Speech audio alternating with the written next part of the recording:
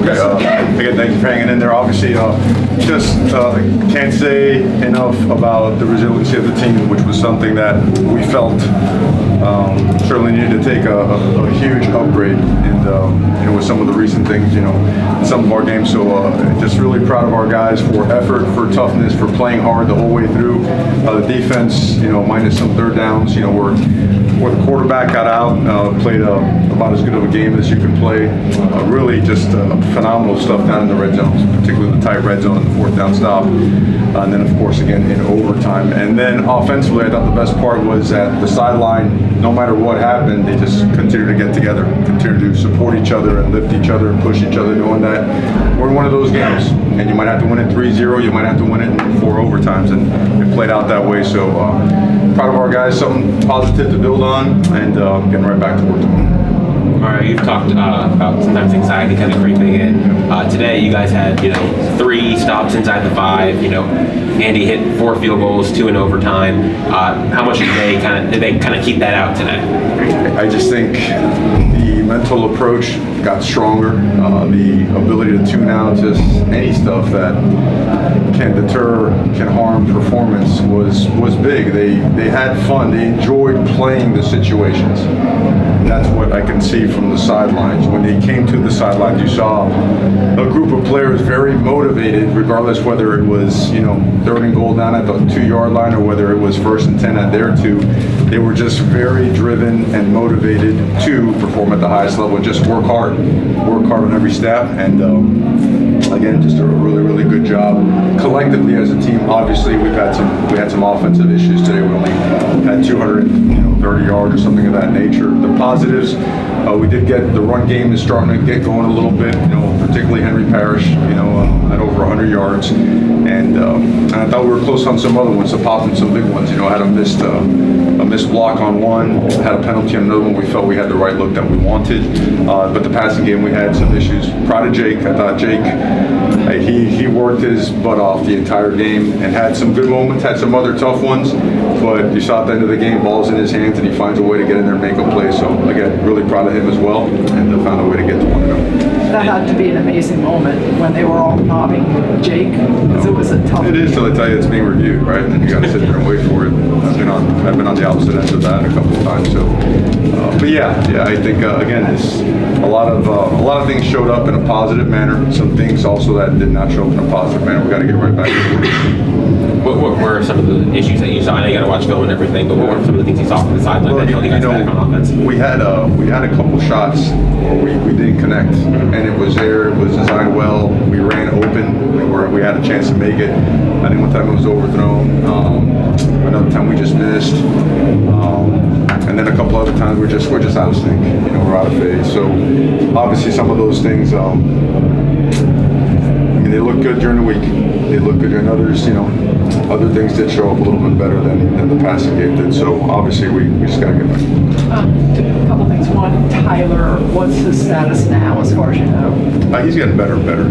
I hate to comment on that, right? And then all of a sudden have to give you a different story in a couple of days. So I know that, like all the other guys, of that character, that DNA, he's doing everything possible to get back as soon as he can. But he is working, and he is getting closer and closer, so we'll see where he's at as the week goes on. And the other thing is Andres Borregales. Talk about him a little bit. Wow. He does it in practice all the time. Actually on Wednesdays and Thursdays, on Tuesdays and Wednesdays when we do 2-minute, we make the kick line to 36, 37-yard line to make the kicks 52 and 53 yarders. So he's unfazed, even before halftime with the double freeze and whatnot that went on. So no, this was one of those. Ironically, we said, hey, we might have to win some games 54, 55 and some 3-0, and it almost played out that way. How much did this game help those guys going forward? Is this kind of, in a way, a turning point? I know it wasn't the prettiest game, but, could this... I think every team needs something like this. No one enjoys the anxiety that takes over, right? When you go through a tight game like that. But quite honestly, I think our guys enjoyed it. I know our coaches really enjoyed the competitive nature of this particular game. And I think every team could really benefit and learn a lot from a game like this on either side, on both sides, because you're so close. You're a tip ball away, right? You're a missed block away. You're a penalty away, and it increases everybody's awareness of the value of each and every snap. Every single snap is like gold, and you can't waste any of them, especially in conference play, especially in conference divisional play. So, really important. How big was it getting Xavier Restrepo back today?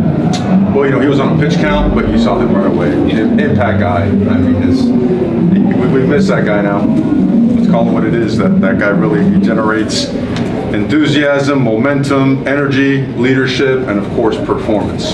That guy, he's a special one. So to have him back and everything, all systems going forward from here. So really happy to have him back. And we talked about the offense, but defense obviously played out of their mind today. 5 sacks, 11 tackles for loss. I think Leonard Miller had 1.5 sacks off the top of my head. Especially the pass rush. What did they do so well today? Well, we continue to do really well at that and get the quarterback on the ground and create pressure, which makes it life a lot easier for our secondary.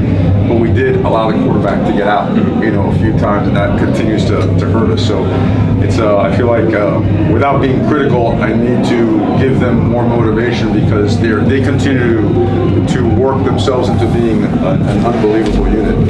And I think today, as opposed to maybe a couple weeks ago, as opposed to maybe week 3 of the season, we were able to put 4 quarters of really good defense together, and that's especially at halftime when they came out with their adjustments, hit us on a big play, still find a way to get a stop, and they get down there again and still find a way, and then the successive stops in overtime, just that defense really, talk about stepping up, and you saw the amount of guys that played that got reps today with the guys that were down, so great job. A couple more questions for Coach Cristobal. Coach, in my estimation, blocking and tackling has bedeviled the program for a while now. You struggle with it. How long are you along that continuum to repairing that? And how do you change that coaching? It's a cultural shift that has to happen to block and tackle. How do you do that? Well, I thought today tackling certainly improved a bunch. When you have a defensive performance like that, it's hard to say that it didn't, right? And tackling has showed up a bunch. Statistically, defensively, we've taken a tremendous step.